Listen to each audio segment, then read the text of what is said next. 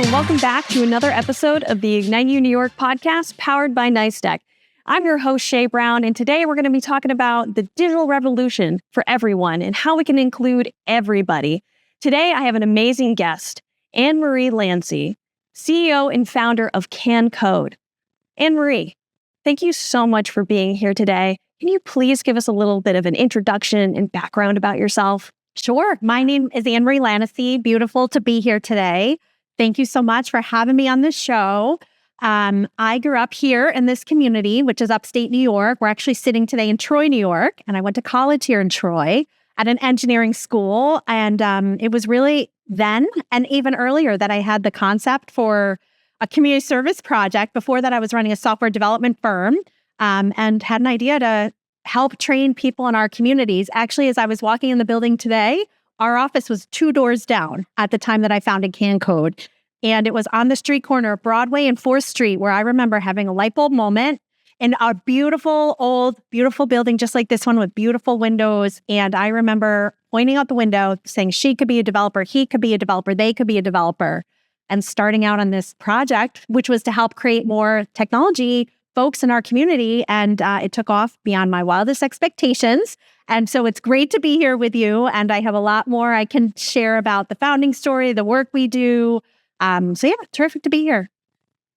Well, I just want to say, given your background, I think that it's really exciting to me when people who have such an educated background say, you know what, you can do it too. You can do it too, and you can do it too. And it doesn't have to be determined based off of these parameters that maybe, don't necessarily fall in line with what the current workforce needs are, right? Where it's like, getting 4 years of education to enter into, careers of technology. Yeah. Now maybe it's training programs to get people in the door. Right. Yeah. And that's how this started. Yeah. So I mentioned that when I started CanCode as an organization, I was running a software development company. And that business was doing custom programming for hire. Essentially, we would build software applications, and we were programming in a language called Ruby on Rails. And I could not find Ruby on Rails developers here in the capital region, in the Albany, New York region. And back then, that was way before the pandemic. This was like 2008-ish. I had the opportunity to consider hiring somebody in North Dakota on an alpaca farm. And back then, that was not as common as it is today here in 2026. But really, that was the folks that knew Ruby on Rails. We couldn't find any qualified, trained Ruby on Rails developers here in Albany. And I hired an individual who never went to college. He worked in a kitchen. It was actually a burrito bar in Albany. It was a fairly well-known place when it was open. And he worked in a kitchen. He had a friend that was a developer, and he had interesting conversations. And that's how this individual started on his journey into a career pathway into tech. A recruiter came to me, and believe it or not, for anybody that works in technology knows that tech recruiters get paid sums of money to hire these tech developers. I paid her to bring him on board. I started him as an intern, and he sped past some of the recent college grads from some of the top tier computer science programs. And it was that moment that, as I mentioned, where I started pointing out the window, and I was like, she could be a developer, he could be a developer, they could be a developer. And in Troy at the time, it was pretty clear that there are people in this community and communities like it all across the state of New York that need opportunity. And my heart got lit on fire. And I thought, I want to just try to see if we can train people for these types of jobs because they're high paying jobs. Yeah. At the time, I was also serving on a board of a local nonprofit community action agency. And I was seeing the growth in the capital region, the economic growth. And I was seeing people in our communities, our most distressed communities and neighborhoods not being able to take advantage of those high-paying jobs, and wondering, what is the disconnect? We have great K-12, we have great community-based organizations, we have great higher ed, but why is this still the case? And so I set out to partner with many of these organizations doing this great work and try to just breathe a thread between, and to come back to your point around the thinking around maybe you don't have to have a 4-year degree in computer science to do these jobs was from when I was in my engineering college. I was studying human-computer interaction. So it was more about how do people use computers, and it was more like I would almost say, anthropology of technology. This was way ahead of where this may be more common now. This is before anything like YouTube or any of these platforms that are now in everybody's hands, and thinking a lot about how are people using technology. And I remember sitting in my computer science classes and seeing people that did not need to be in class. They were naturally able to pick up the concepts when it came to programming. Somebody like me, I needed to practice. I needed to be taught. I needed to work one-on-one with the teacher, and then I could get it.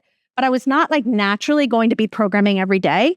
But what it turned out, and actually that was a seed of one of like the seeds for this organization, was because I started to see that there are about a third of the people in this classroom that are paying quite a lot of money to be there because, engineering school is not cheap.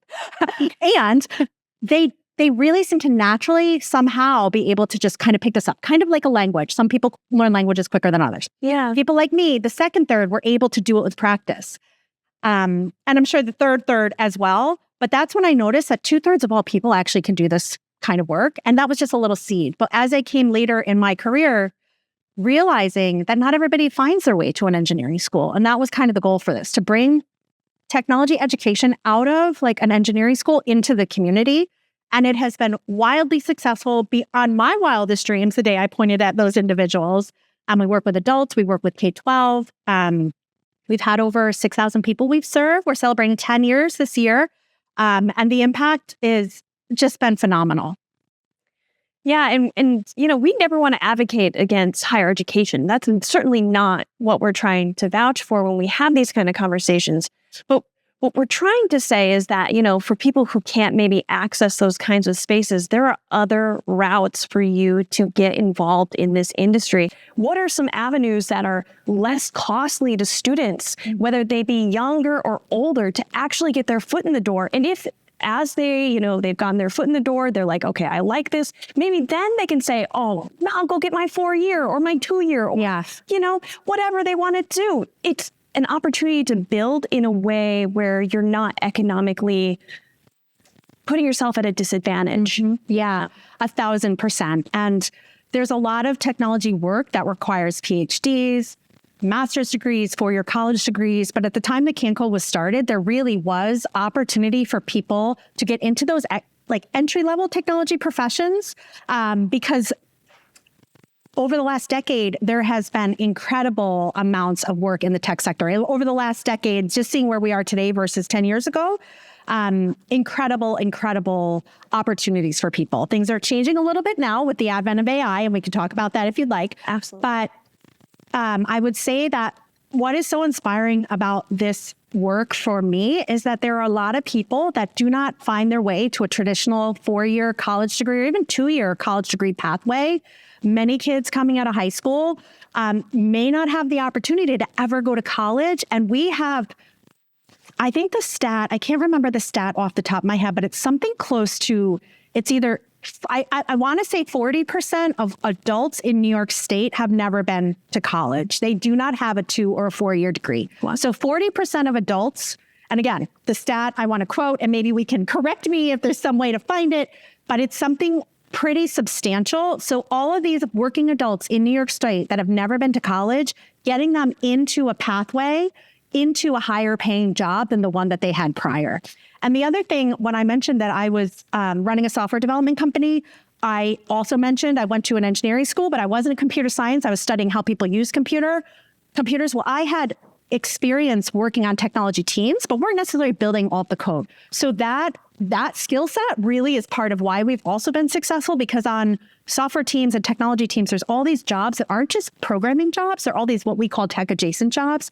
They require customer service skills, and they require teamwork and project management, and many, I'm sure, of the roles that folks are employed for here at NYSTEC. And just exposing people to those types of careers that they never dreamed possible for themselves, and seeing actually my waitress experience may be great customer service experience, and helping people think about the skills they do have, getting them some technical education so that they feel comfortable. That's really kind of been the sweet spot around the work that we've been able to do. And we partner with the community college heavily. Part of the work, and one of the reasons I think we've been so successful, is we didn't want to reinvent the wheel. Right. So when I founded the organization, started it, and I mentioned I want to just see if we can train more people. The place we started was with the community college system. So we partnered with SUNY Schenectady, Hudson Valley, SUNY Adirondack. We probably have about a dozen SUNY partnerships with our programs around the state. And CUNY in the city as we've grown, and we've even grown outside of the state and partner with other colleges in Massachusetts and elsewhere. And it's really about bringing technical education into places where certain kinds of skills that they may not have curriculum for, and they can bring us in as a workforce development partner. Because colleges are doing that as well, helping create certificate-based programs for people that may not have the time or the resources to attend a 2 or 4 year program. In addition to that, people over the summer program have gone on because, like you said, we exposed or brought to life something in them that really inspired them to say, I actually want to go on and get a 4 year computer science degree. We've had those people too. So it's a pathway into a workforce or into continued education. With everything that you've just said, can you give us some insight as to the shifting mindset about who can work in technology? Yeah, I would love to. So when I was doing my undergraduate college degree at an engineering school locally, actually was Rensselaer Polytechnic Institute, and loved my education there, absolutely phenomenal.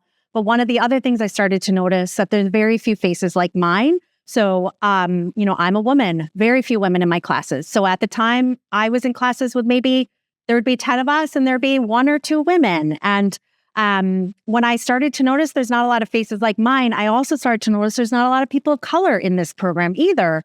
And, I've thought about that throughout my career because as a technology person, it has been predominantly men that I've been working with throughout my career. And so I've really, as somebody who has a lot of thinking around technology, really wondering why that is. And the idea that women and girls, when they're younger, maybe are self-selecting themselves out of technology pathways because it's maybe not cool, or just thinking about a lot of the cultural reasons why girls and going on into becoming women in their professions are not in these technical careers. And really sought to create more diversity in the tech sector, and really hoping to bring new ideas to what we're using in our world. So as somebody who has worked in an engineering capacity that is shaping software development and creating applications, I know that a diverse set of thinking and teams creates more interesting products and more products that people want to use. So, part of my vision for this is to, help shape the world into what we want it to be, and having more diverse teams building technology, which really is a lot of our everyday lives now, was part of the mission for that. So in addition to that, shifting the idea and mindset around, even do you need to do this work? Do you have to have a 4 year degree? When we started our program, many of our employer partners would say, well, we have a requirement where we have to have a 4 year degree to hire. And over the last decade, that has completely changed. Many of our employer partners no longer have that requirement. Additionally, so when I started the organization, I was, as I mentioned, running a software development company and that I own. And I had a pretty wide network of other people looking to hire software developers and software engineers. And and this is another critical piece, I think, why we were successful early on, is out the gate, I had about 25 different capital region-based hiring managers, CTOs, CIOs, et cetera, wanting to work on this project because they too were having a hungry for new talent and bringing new talent into the capital region pipeline for talent. And that was excellent. So right out the gate, we had employer partners that were helping us shape the curriculum for what they were looking to hire for, even directly coaching our trainees into how do you apply for a job? What's it like to work at various companies around the region? And we've had an immense, incredible support from employers all across the capital region, all across the state. And that's another aspect of why we've been successful, is because there's impact at the end of the road. There's a lot of online training programs that you can take that may not be able to help link you to the next step in your career. Yeah. And that's a big part of our work. And it's kind of about over the in that may never have thought of themselves as technologists, and then training them, and then helping them match to employment opportunities. And that whole mindset, even for somebody themselves who may not have thought of themselves as a software engineer or someone who is playing some important role on a software team, say, you know what, I too can do this. Yeah. And going all the way back to the beginning of what I was saying around particularly women and girls, part of the programming that we also do is in partnership with school districts. Actually, we've done partnerships here with NYSTEC, working with schools and kids, as I know you all do as well. And part of that work is helping expose young people to these potential jobs of the future for them. and getting them at an early enough age. And in particular, I got my passion for digital when I was in the 7th grade. Now, I was in 7th grade probably before the internet came out, but it was probably out, but it wasn't in, as much. I think it was like when I was in high school, it was a little bit more pervasive. Yeah, but I was going to say, I'm pretty sure the internet was around when you were. I think it was around 2001. Well, with the dot-com bubble, but when I was in middle school, it was probably like the early 90s. And I don't think at that time in school, we had the internet yet. Oh, in school. In school. Yeah, probably right. But what we were doing was we were creating things like on the computer. And I remember creating this digital parrot. Like we were making things like making art essentially on the screen.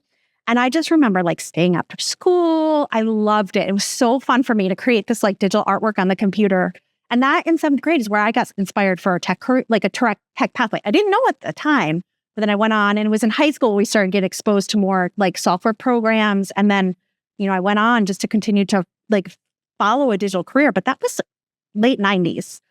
And the reason I say this is because that was my exposure to a digital experience when I was a young person. And as a young girl, I have found through our work with K-12 is that if you expose people, all kids, young boys, girls, but over the particular, if people see it when they're young and they're good at it and they enjoy it, you can never take that out of the back of their heads. So as they get older and they think, oh, this is too nerdy, being in tech, although the tech nerd stuff is like, it's actually the cool thing now. Yeah, but for a while. Yeah. But you like a young person, in particular, a young girl can think, oh, you know what? I really enjoyed using the computer and doing that cool programming stuff or learning Scratch. Maybe I have a pathway for this as I go on into high school or college. So you can kind of never take that away if they enjoy it and they're good at it. Yeah. So that's why we do a lot of work in partnership with school districts as well. Yeah. You have a playbook that I feel like I've really been also advocating for in terms of how we are connecting young people or people who are interested in shifting their careers in the workforce directly through education to those employers. Yeah. So I love the fact that you're showcasing that it is a successful model. Mm-hmm. And, the fact that you're working with SUNY and CUNY on that speaks also volumes to the work that New York State is doing to reform education, to make it accessible and also something that is going to positively impact our workforce rather than continue to kind of belabor something that is not really as effective as it might have used to be, right? Yeah. Things are so fast nowadays. Technology moves so fast. So we need our education to adapt to that. And if that means we have to streamline how, people are getting into career tracks, then we need to figure out a way and a mode of doing that. Agree. Yeah. So I love your model. And now, can you provide us with any really clear examples from your relationships with SUNY and CUNY to how you've directly, impacted some of the students that have come through CanCode? I mean, I can tell you one of the most exciting things and proudest things is that we, around 2019, so we started our organization in 2016. In 2019, one of our board members said, and this person was coming from a philanthropic charitable organization, said, it's really important that you begin to collect data on the impact of the work that you're doing. And we had heard dozens and dozens of stories of the impact in our trainees' lives. And I can give you one example. 8 years, unemployed, military veteran, person of color, came to our training, and he was amazing. And he stopped coming to class. And part of our program has what we call wraparound support. So we make sure people have what they need to be successful in the class, outside of the class. So when he stopped coming, we were immediately in touch. Like, what is happening? Why aren't you coming? Because you clearly have a pathway into like a tech sector job. And he said, I can't come anymore because my laptop broke. That was the first time we gave someone a laptop in our program. We had never done that before. Before that, we didn't understand the need in our community for people simply to have computers and internet access in their homes. So he was our first ever recipient of what we called then the laptop lending library. Now we provide laptops and people keep them. And he finished the class. He went on to get his first job with a well-recognized employer, global consulting practice. And he was making about $50,000 through an apprenticeship program that they have. That's a well-regarded apprenticeship program for people without college degrees. And Amazing. That was a huge first step for him after being out of the workforce for 8 years, military veteran serving our country. And I saw him because in the early days of our organization, I remember all of our trainees. I worked with them directly. We had slowly developing staff. And as time has gone, I don't know everyone's name or know them personally, but him I knew. I saw him in downtown Albany at an indoor football game. He came up to me. He gave me a hug. He said, Annmarie, I'm making over $100,000. 8 years out of the workforce, military veteran, person of color. I don't remember exactly which partner program he was with, but I believe it was SUNY Schenectady, which was our partner from the SUNY system. And all of our successes are also the successes of all of our partners. And I have dozens of stories like this. I would like to tell just one more because this one please my heart. Yes. Individual who I think he had some programming experience in high school, but I think he graduated high school, but I don't think he went on to college. And he went into, I think it was working also in the hospitality, kind of like kitchen food service.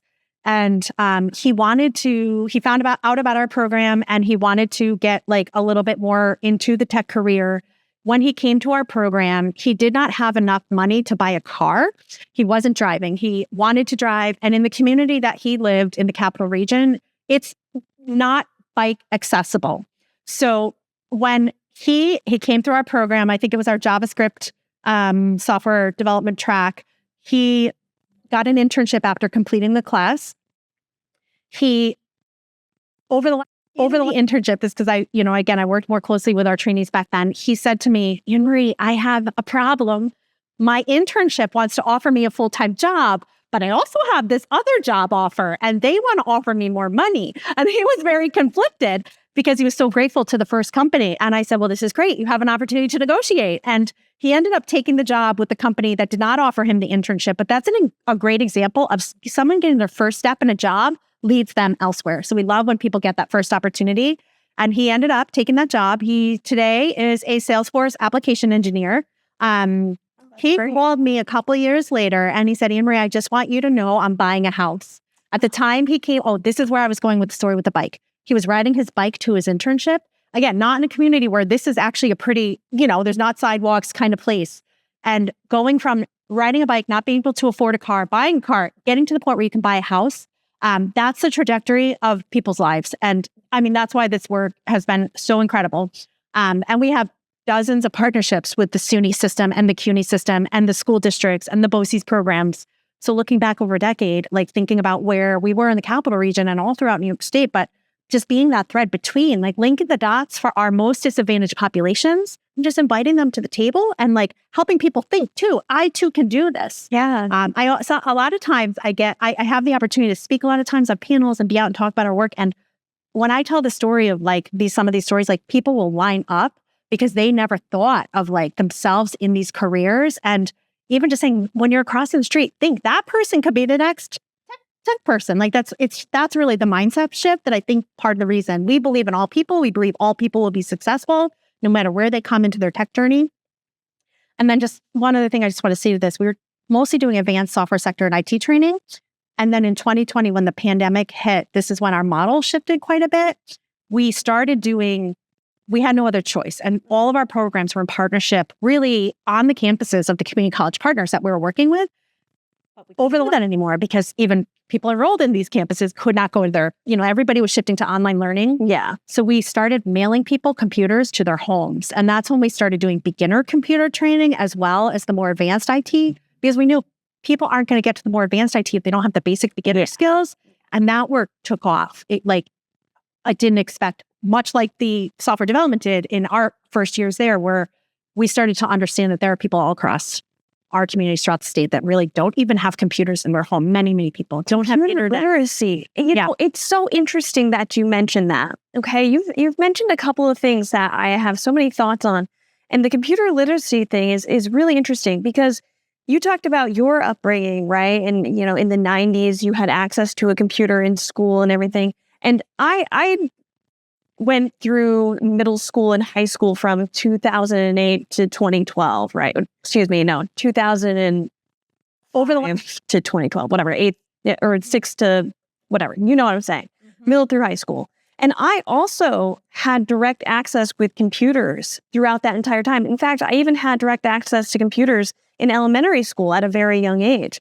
I'm hearing more and more about how public schools and others, schools for pre-K through 12th grade are providing their students with less and less access to actual computers to just learn typing, basic computer skills, understanding operating systems, which are core critical skills to do any kind of work that we have today. Whether that means you're doing something at the gas station, being like the cashier, where guess what? You're using an operating system to check somebody out. Or if you're over a medical institution doing high-end bio research, you need computer literacy at every single turn right now in our world. Yeah. And so to hear that and to hear that you are filling that gap and that need is so wonderful. But it definitely does make you ask yourself, how can we at large, also, NYSTEC and IgniteU contribute to continuing to develop a more efficient workforce? And in talking about that, computer literacy is so critical. I don't know if you've heard a lot about that either. Yeah, I have a lot to say about all this. But what I think I will say here is that we learned a ton in the pandemic that people don't, we heard a ton of stories of people that had to get the internet from like the rest stop on the highway. And we've made a ton of progress since then in the broadband connectivity, like making sure so many communities actually have like the hard wires, the hard infrastructure in the ground and in the air to support people. But on the other side of that, it's not only the infrastructure side, it's device access. There's a computer in your home and the skills to productively use these devices. And I think from what I have seen over the course of my work and career, when I was in high school, college, middle school, etc., the fun things to do on a computer were actually the business applications. Like Word was actually kind of fun to learn when that was early. Excel, Quark Express, that dates me if anybody remembers that. Photoshop, etc. Now young people have these, cell phones in their hands, and the applications there are not like, they're not using Word all day on their phones. There's a lot of mediated experience that they're having.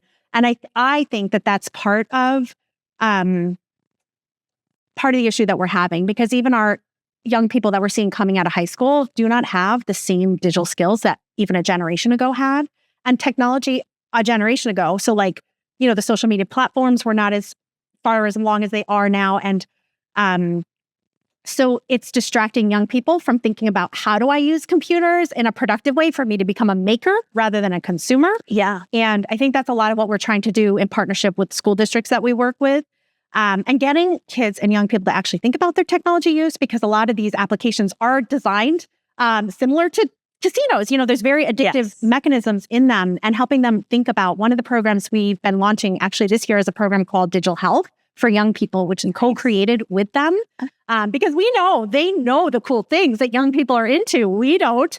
So working with them on, this one game, I think it was called like How to Kill a Brain Rot, was like all the rage. And I'm like, brain rot? Like I'm, as an older person, I don't quite understand. So working with them, using the things that they're using and interested in, by the way, I think that's like that's old now. That is not new. But by the time people, maybe my age or our age, come up with learning about the things that kids are into, it's already old news. Yeah. So working with them on thinking about what are they using, how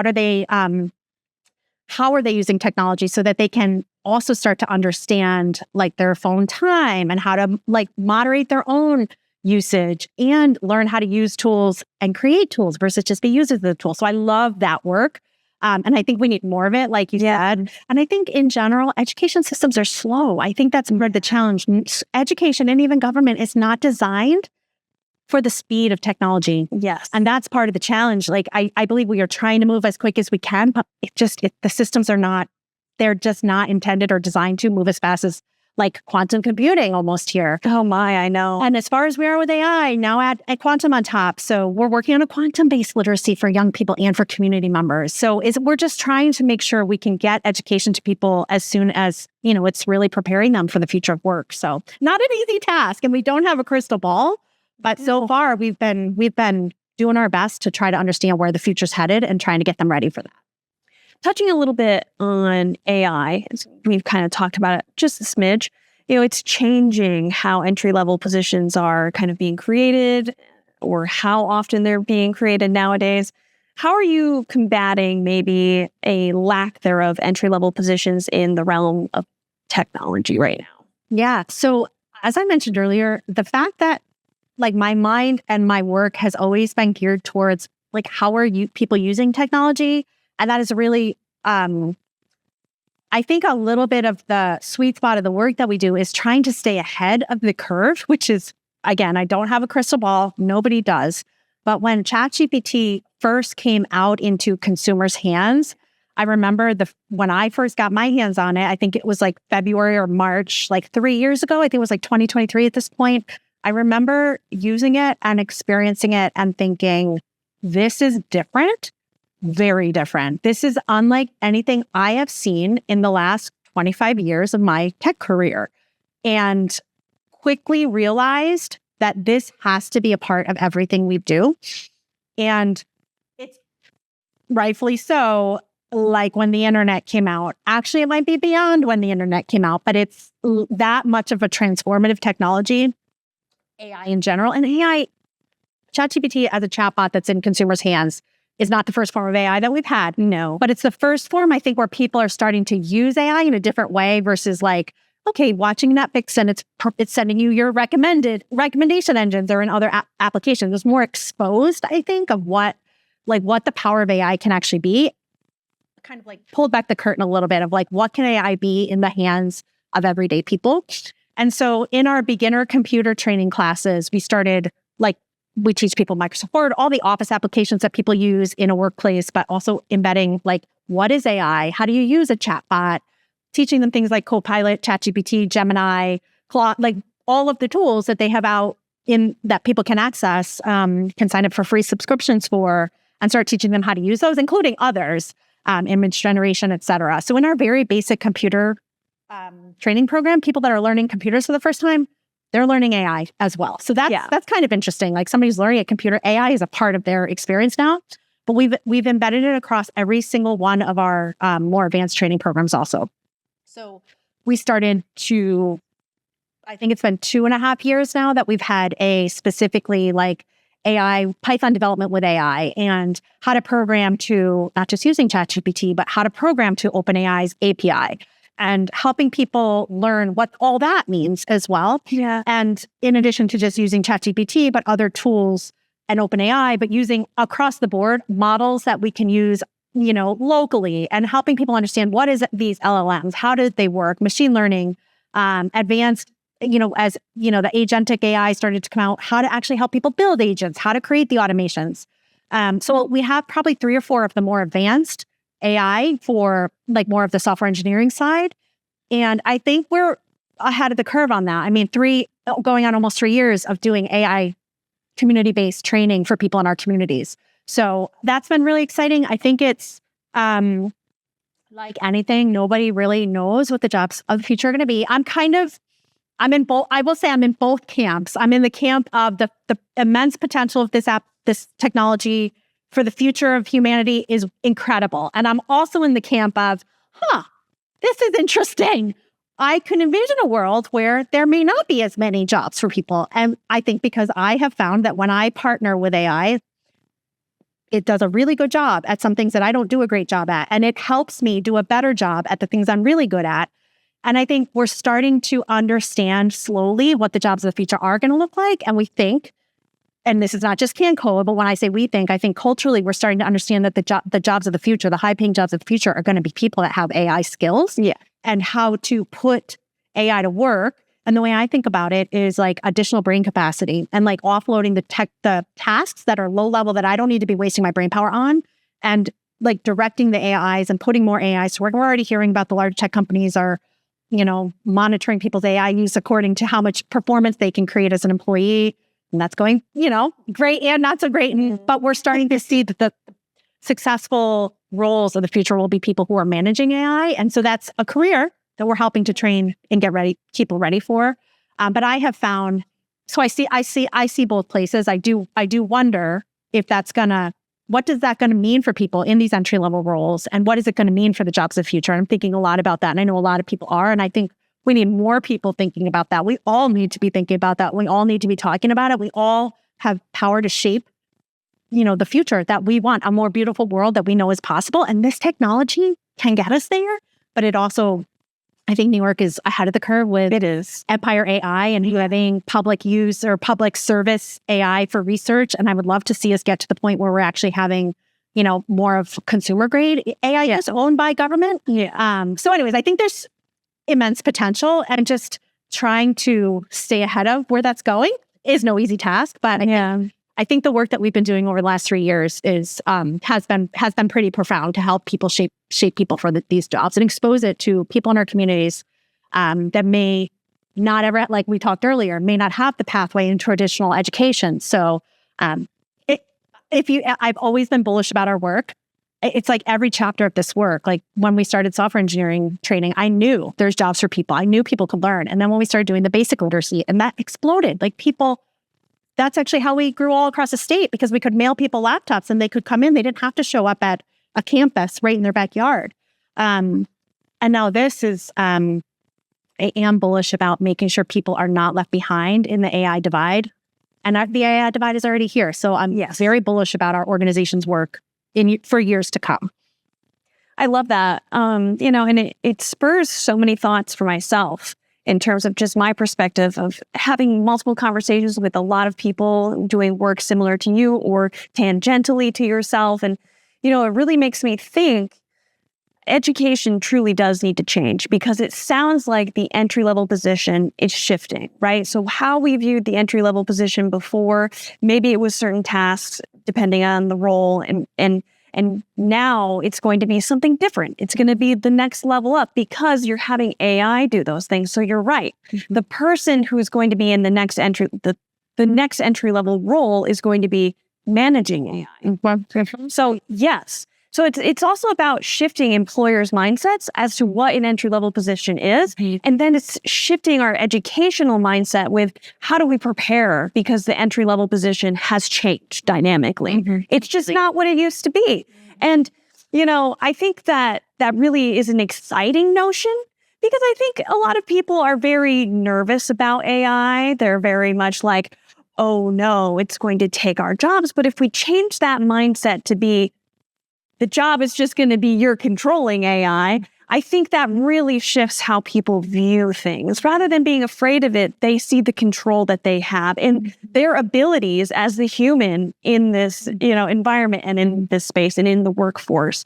And it really makes me take a step back and want to observe things very differently. And that's what CanCode is clearly doing, which is awesome. Thank you. Yeah. And so have you seen people actively approaching you about AI and getting involved in your programming just for the AI? So we have multiple tracks for our AI. Oh, that's great. So we have, what I mentioned was we've got this ChatGPT beginner, chatbot use within basic computer literacy. So we have that.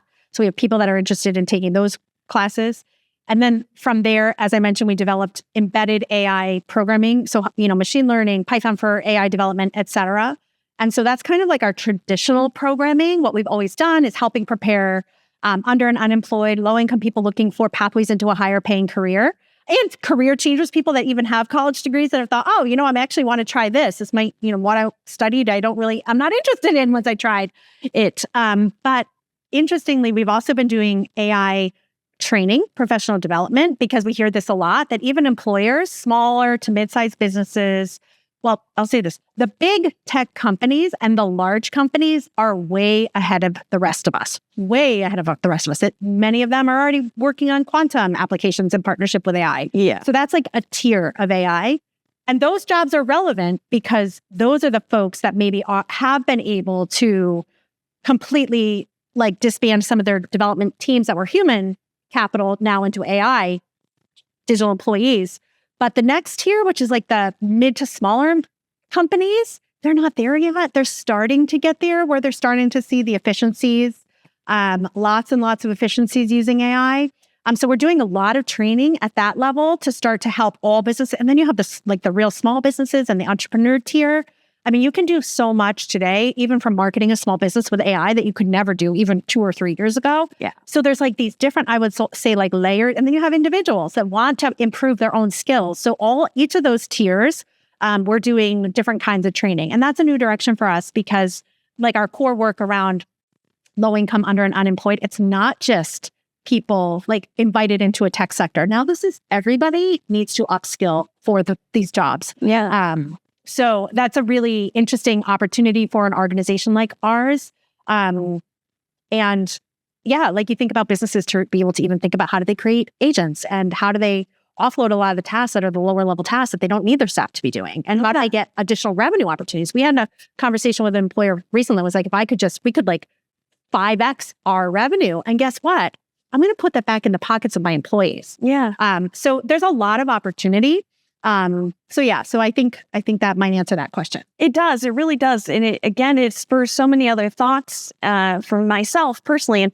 And some of those thoughts also are still, again, talking about those entry-level roles where it's like, okay, well, maybe, so there are some places in the world where they're like now having robots in kitchens, right? Mm-hmm. Where they're doing the work and people are like, look, they're even taking our cooking jobs. And it's like, okay, so here's my question.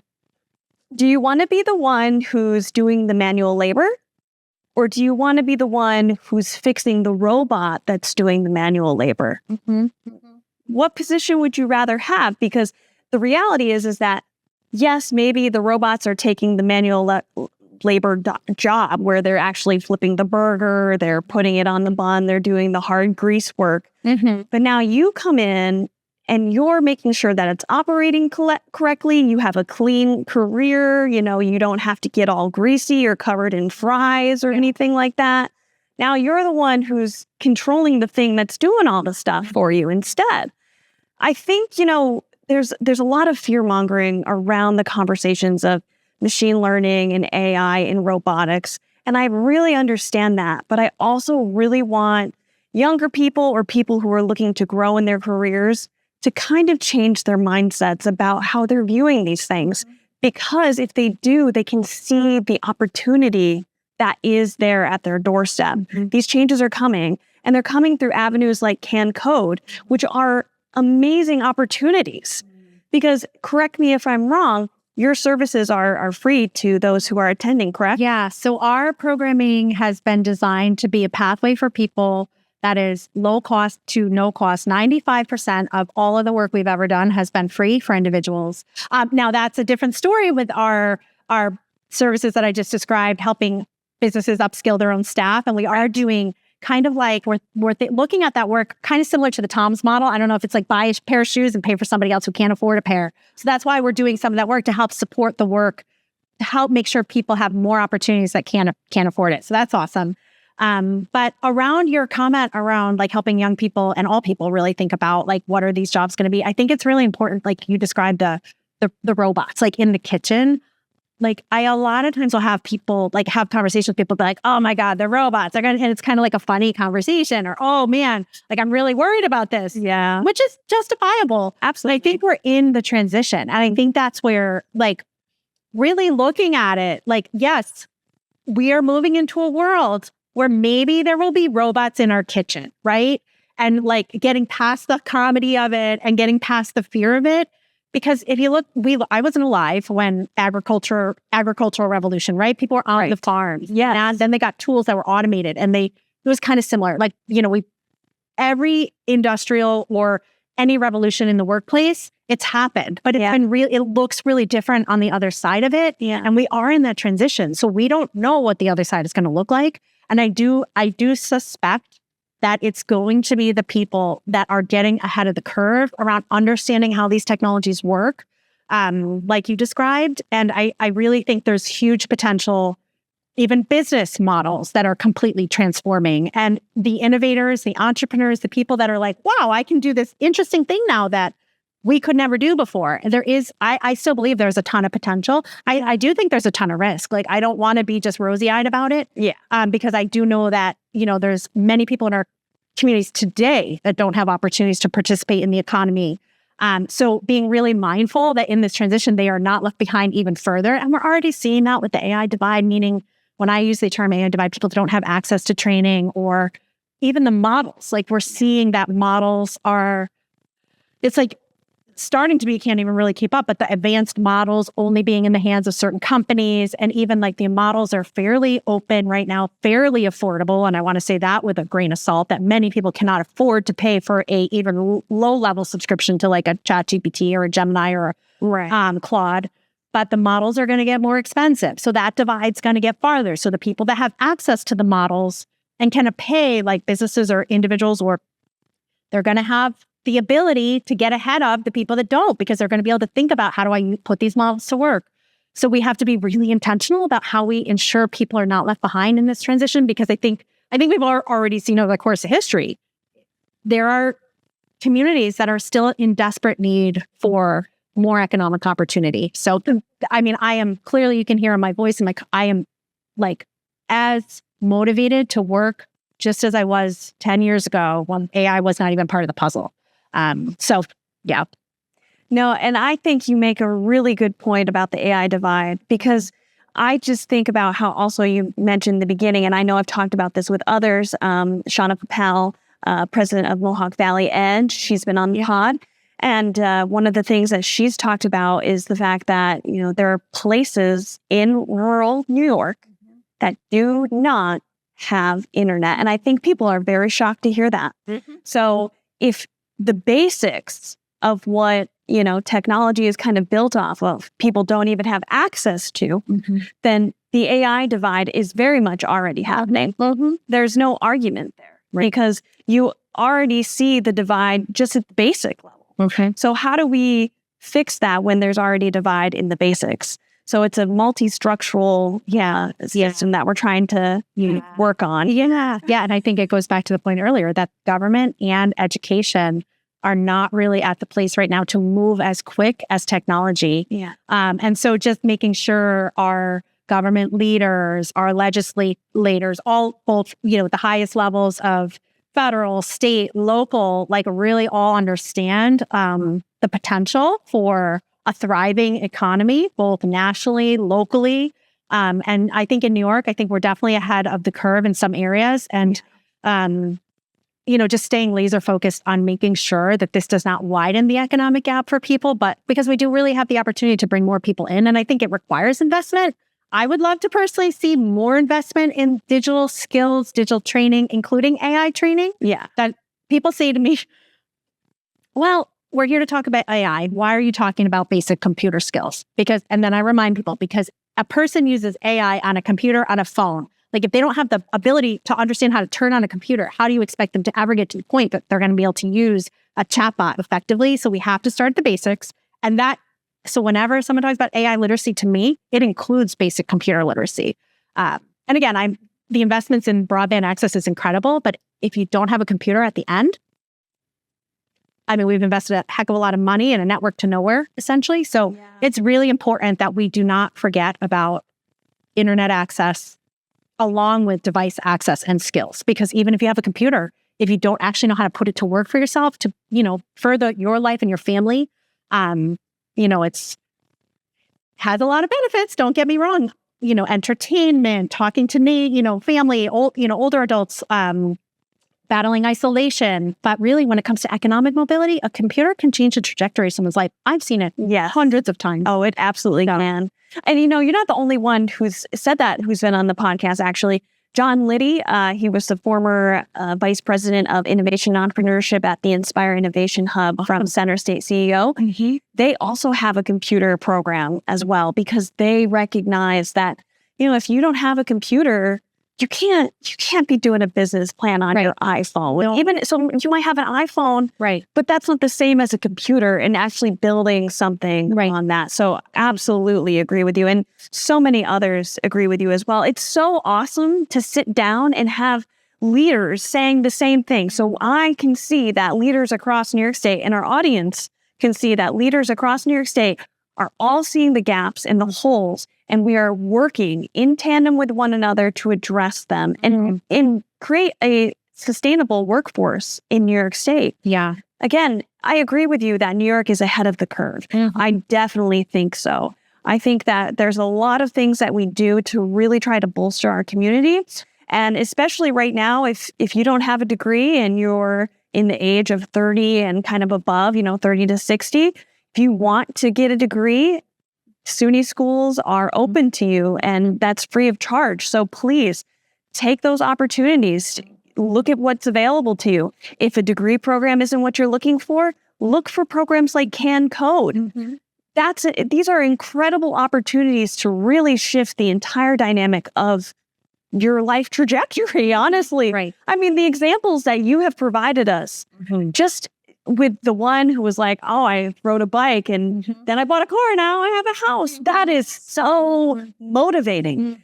And it shows you that employers are also hiring people based off of skill-based, hiring practices. They are not looking just for what kind of piece of paper do you have to offer me? Because a piece of paper they're seeing is, that's great. It's a good foundation, but what kind of skills do you have? That's the reason why IgniteU created our fellowship program, right?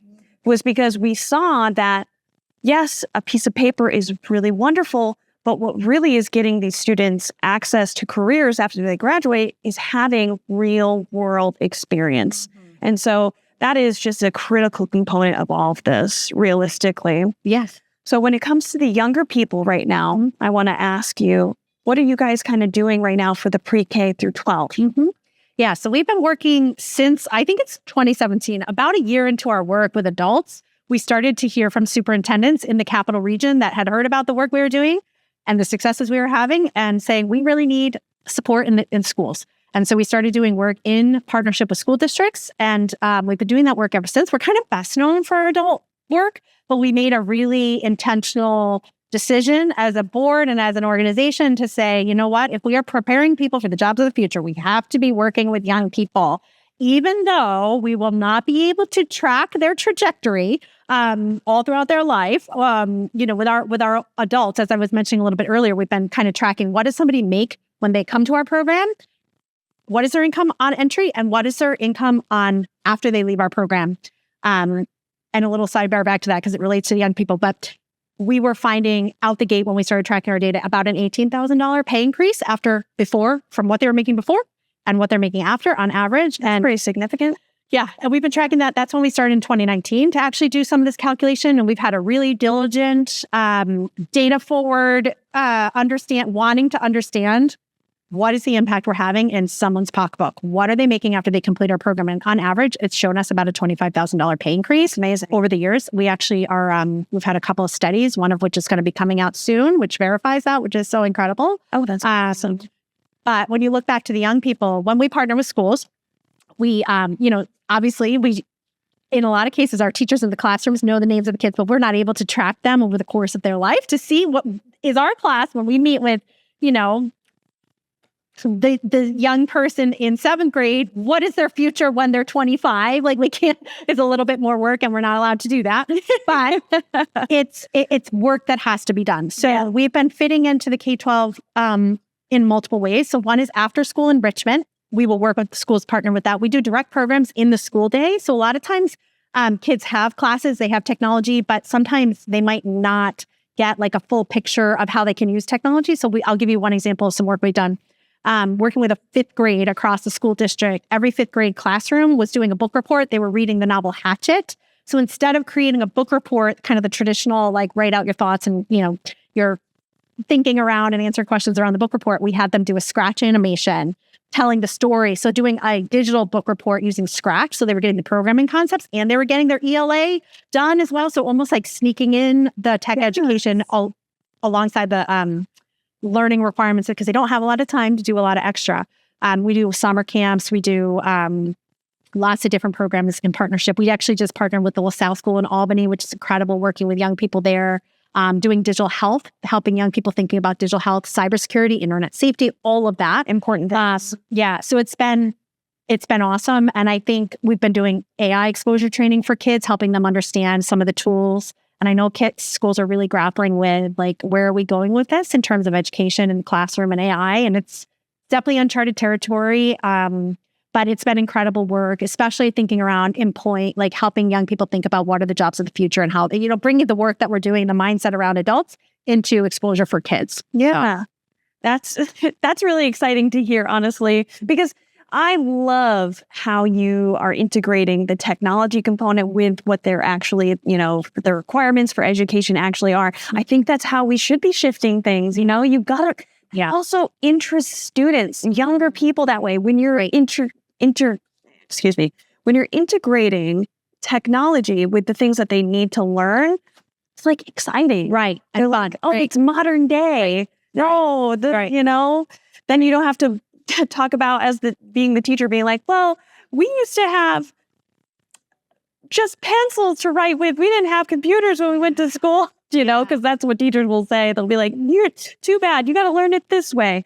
No, we need to make it exciting and interesting. So how we're teaching it. Right.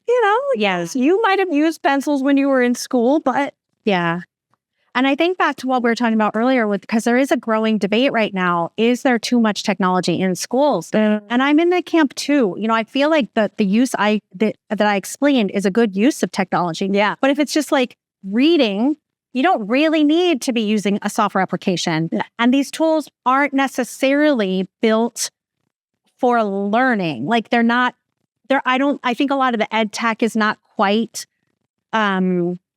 it's just not quite where I think we need it to be. I think it would be very interesting to see ed tech actually start to get a little further along in like measurement around an actual.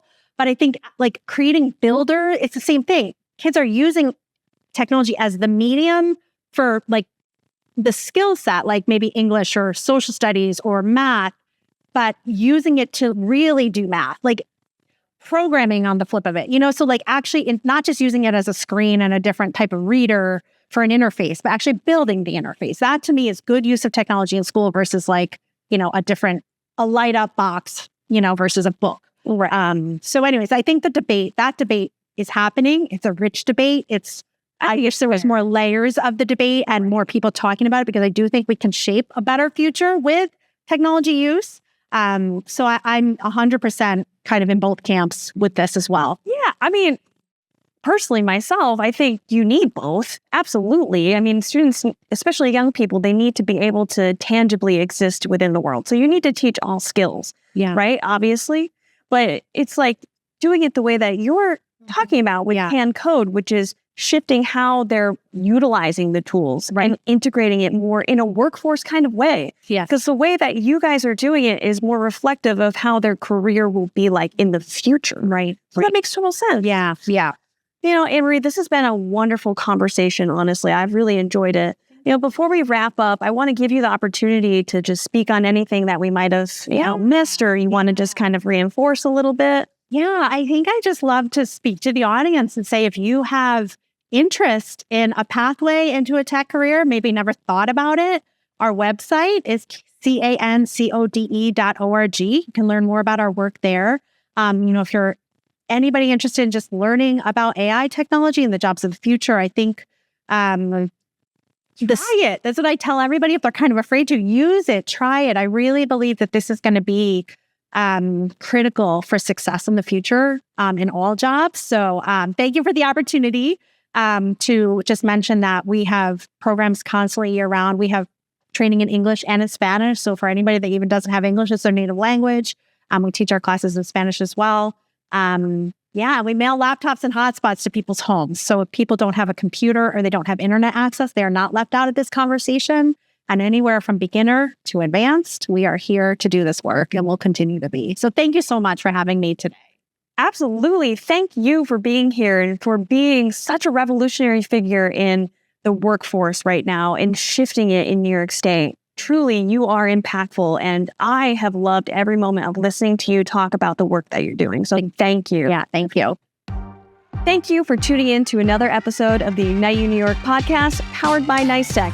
I'm your host, Shay Brown, and we had our wonderful guest, Annmarie Lanesey, here with us, founder and CEO of Can Code. If you liked what you heard, please give us a like, follow, and share, and make sure you check out Can Code and all of their wonderful programs available for K through 12 to adulthood. And we will see you next time.